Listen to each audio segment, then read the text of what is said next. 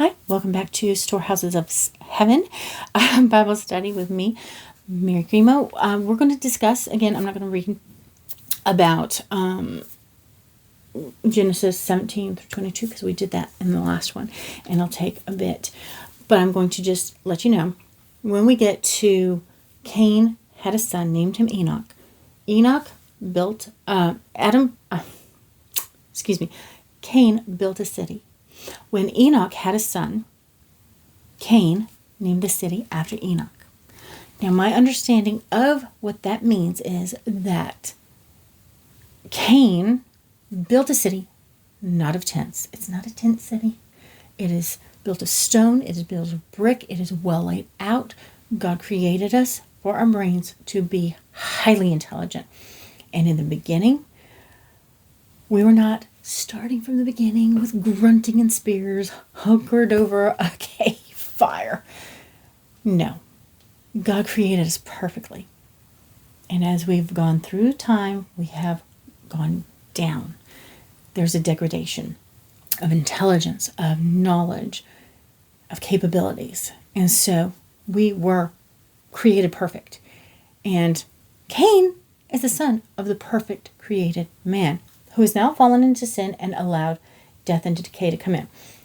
But the death and decay that happened before is nothing, like we have it several thousands of years later. 6,000 years later-ish? Okay, so he's building these incredible buildings, this walled city. It might not have been walled, actually. It doesn't say it was walled. But he built this city with stone, with brick, with roads, with probably running water. I know that the Romans had incredible intelligence and ability to do this, but since it was so early on, I do believe that that was happening before as well. Running water, everything carefully and awesomely thought. You know, Pompeii had places where the sewage just went into the sewer and was washed away. And so I assume, because of God being such a perfect creator and creating perfect people who had now fallen, such high purity in the DNA and the knowledge, and God walked with Cain. Remember this, God talked to Cain about things. Now, Cain has gone and wandered, and he has built the city. Now, I'm sure when he gave the name Enoch to the city, because I'm sure before it was named after him, Cain, the city of Cain. Now it's the city of Enoch. And now it's switching leadership. Now, instead of Cain, it is Enoch. Because Enoch is a dad, and he's proven himself to be a man, a leader that Cain trusts. Okay? They don't talk about the daughters. They don't talk about the women that are here, except that Cain had a wife. Now, we go down into 7 generations from Cain. And we have Lamech. Lamech married 2 women. 2 women. He sinned. He went against God's order of 1 man, 1 wife, becoming one and having children. And so you will see that he has sin in his heart, disobedience to God, anger, and pride, and he is a liar as well. So all this will show up in 23 on, okay? But in the meantime, his first wife had 2 sons. The first one was Jabal, who his name meant livestock herder, guardian of the sheep and stuff like that. And his name also meant like a river, And then his brother, Jubal, came, and he was the first to do, let me see if I can remember this correctly.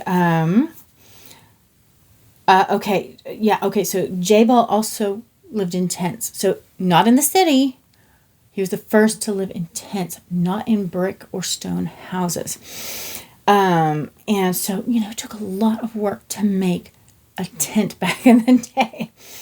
You had to either create the material, the cloth, which back in the day was all done by hand, or you had to also by hand make a skin, like out of animal skins. Those were the only two ways to do tents that were practical and movable. And so he was also he was a wanderer. So Jubal, his name meant to flow, if I remember correctly, what was the exact, but it was basically something like to flow and to lead. And he was artistic. He was the first to do the harp and the flute. And I mean, amazing. It's an amazing skill to do. And so he was the leader of all this. So Lamech had all of these amazing kids who shattered the world and created all these new things in the world.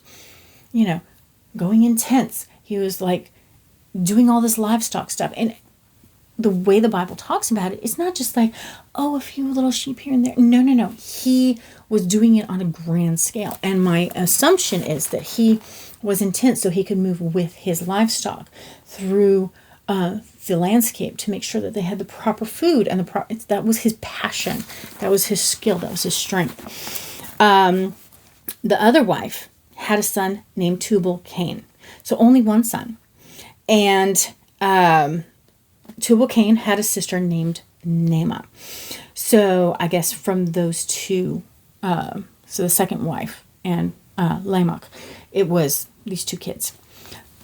It's unusual for them to name a daughter in all of this because they're clearly getting married to women, but you don't know who's having these children that are women.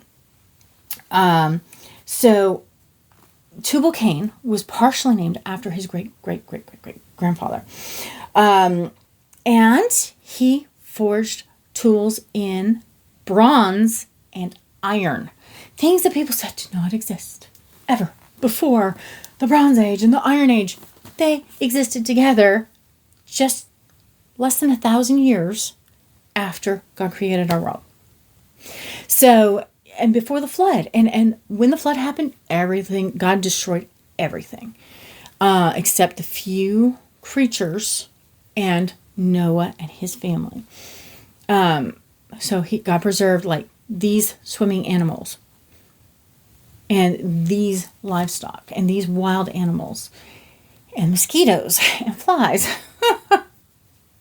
That's something I could have done without, but they do all serve a purpose. So here we go. That shatters the evolutionary narrative. That was just so not true.